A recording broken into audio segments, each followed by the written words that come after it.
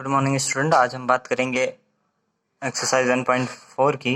Question number 1, the product of two integer is 270। यानी दो integer का जो प्रोडक्ट है, प्रोडक्ट मतलब मल्टीप्लिकेशन, वो 270 के बराबर है।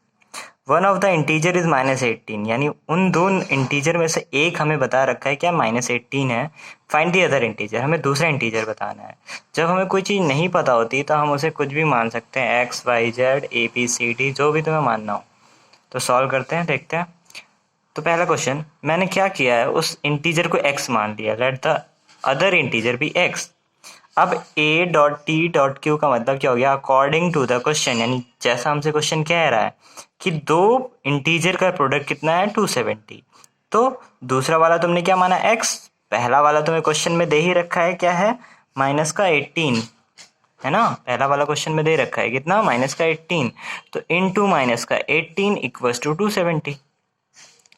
अब ये तो 6 में सीखा होगा कि अगर इधर कोई चीज़ इनटू में है तो इक्वल टू के उधर जाती है तो किस में हो जाती है, डिवाइड में।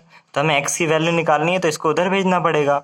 इधर मल्टीप्लाई में उधर जाएगा तो डिवाइड में आ जाएगा। तो 270 डिवाइड बाय -18।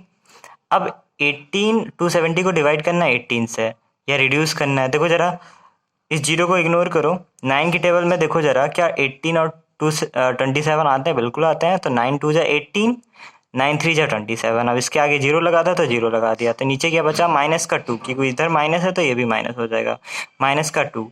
और ऊपर क्या बचा, 30। अब जरा 30 को 2 से डिवाइड करो। 2 1 जा 2, 2 15 जा 30। तो कितना बचा, 15 अपॉन -1। अब मैंने बोला था जब भी माइनस नीचे आए उसे ऊपर भेज दो, तो कितना हो जाता, अगर लिखते तो -15 अपॉन 1। किसी भी नंबर के नीचे 1 आए तो उसकी कोई वैल्यू नहीं होती, यानी आंसर क्या हो गया, -15। ठीक है, तो समझ में आ गया होगा पहला क्वेश्चन। क्वेश्चन नंबर 2 बात करते हैं। Find an integer which when multiplied by 4 and then divide by 9 becomes -28। कह रहा है कि उस इंटीजर को बताओ जिसे जब तुम 4 से मल्टीप्लाई करोगे उसके बाद 9 से डिवाइड करोगे तो आंसर कितना आएगा, -28। ठीक है, तो करते हैं। अब हमें नहीं पता वो इंटीजर क्या है, तो हम क्या मान लेंगे, उसे x मान लेंगे। Let the integer be x according to the question. तो पहले हमें किससे मल्टीप्लाई करना है, 4 से मल्टीप्लाई करना है। तो 4 से हमने मल्टीप्लाई कर दिया। फिर किससे डिवाइड करना है, 9 से डिवाइड करना है। तो 9 से डिवाइड कर दिया। तो आंसर कितना आ रहा है, -28। ठीक है, तो डिवाइड को क्या लिखते हैं, अपॉन में लिखते हैं। तो 4x अपॉन 9 इक्वल्स टू -28 हो गया।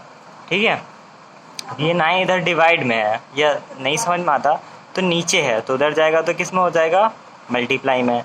तो ये नीचे था तो उधर ऊपर मल्टीप्लाई हुआ। तो 4x इक्वल टू -28 इंटू 9 हो गया। ठीक, अब जरा देखो, ये 4 इधर मल्टीप्लाई, 4x मतलब क्या हुआ, 4 इंटू एक्स हुआ। तो इधर आएगा तो डिवाइड में आ जाएगा। तो -28 इंटू 9 अपॉन 4। या नहीं समझ में आता तो ये नीचे है तो ये जाके ऊपर मल्टीप्लाई हो जाएगा, ये ऊपर है तो ये जाके नीचे मल्टीप्लाई हो जाएगा। तो -28 इंटू 9 अपॉन 4। अब 4 की टेबल में 28 आता है, बिल्कुल आता है। 4 1 जा 4, 4 7 जा 28। अब ये माइनस का 28 है तो ये माइनस का 7 हो गया, इंटू 9। तो 7 9 जा 63। अब माइनस लगा हुआ है तो माइनस का 63 आंसर हो गया। ठीक, क्वेश्चन नंबर 2 भी समझ में आ गया होगा। Question number 3, if the question मतलब जब तुम किसी को डिवाइड करते हो तो जो आंसर मिलता है, जैसे 4/2।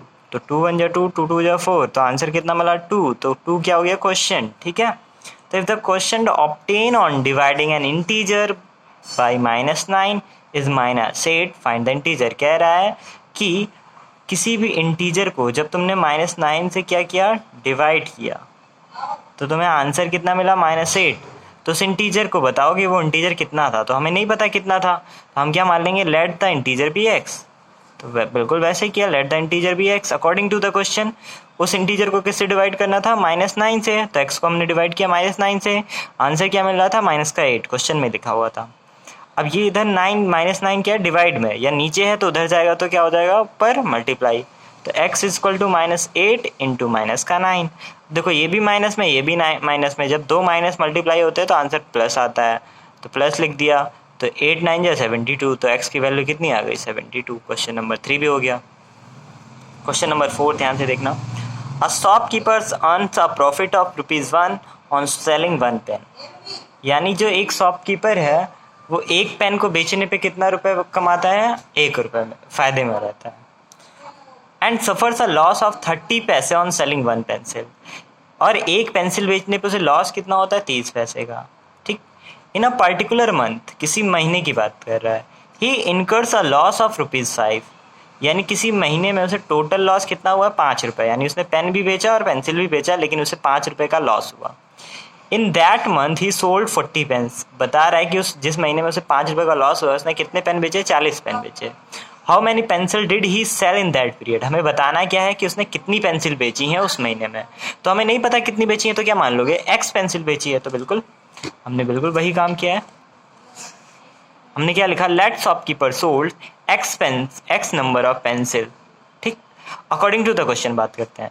प्रॉफिट ऑन सेलिंग, अगर एक पेन को बेचने पर 1 रुपये का फायदा हो रहा है, तो 40 पेन को बेचने पर कितने रुपए का फायदा होगा? 40 रुपये का। 40 × 1 = 40 रुपये। अब बात करते हैं, अगर एक पेंसिल को बेचने पर उसे 30 पैसे का लॉस हो रहा है, तो ये पेंसिल होगा, तो X पेंसिल को बेचने पे कितना लॉस? 30 पैसे, पैसे को रुपए में कन्वर्ट करेंगे तो 1 रुपये में 100 पैसे, तो 30 पैसे में कितने रुपए? 30/100। ठीक है, इसे रुपए में कन्वर्ट किया है मैंने। इंटू X, क्योंकि देखो एक पेन को बेचने पर 1 रुपये का फायदा, तो 40 पेन को 40 × 1 कर दिया। उसी तरह एक पेंसिल को बेचने पर 30 पैसे का लॉस हो रहा था, तो X पेंसिल को इंटू X कर दिया, तो ये आंसर आ गया 30/100 इंटू X। टोटल लॉस कितना हो रहा था? टोटल लॉस कितना हो रहा था? 5 रुपये का। ठीक है, अब लॉस हो रहा है, इसका मतलब उसने पेंसिल ज़्यादा बेची होंगी, तो पेंसिल की जो लॉस है वो ज़्यादा है, तो हमने 30/100 इंटू X को आगे लिखा, माइनस प्रॉफिट कम होगा तभी तो उसे लॉस हुआ। अगर मान के चलो, देखो मैंने कहा तुम्हें 10 रुपये का लॉस हुआ है और 5 रुपये का प्रॉफिट। ठीक है, यानी 10 रुपये तुमने किसी को दे दिया और उसने तुम्हें 5 रुपये दिए। अभी भी तुम्हारे पास उसके पास तुम्हारे कितने रुपए हैं? 5 रुपये ना। अब तो 5 रुपये तुम नुकसान में चल रहे हो, तो वही बात हुई, नुकसान ज़्यादा है प्रॉफिट कम, तो कम वाली चीज़ पीछे लिखी जाती है और ज़्यादा वाली चीज़ आगे लिखी जाती है। तो 30/100 इंटू X माइनस 40 = 5 किया। अब ये माइनस में उधर जाएगा तो प्लस में हो जाएगा, तो 30/100 इंटू X 40 + 5 45 हो जाएगा।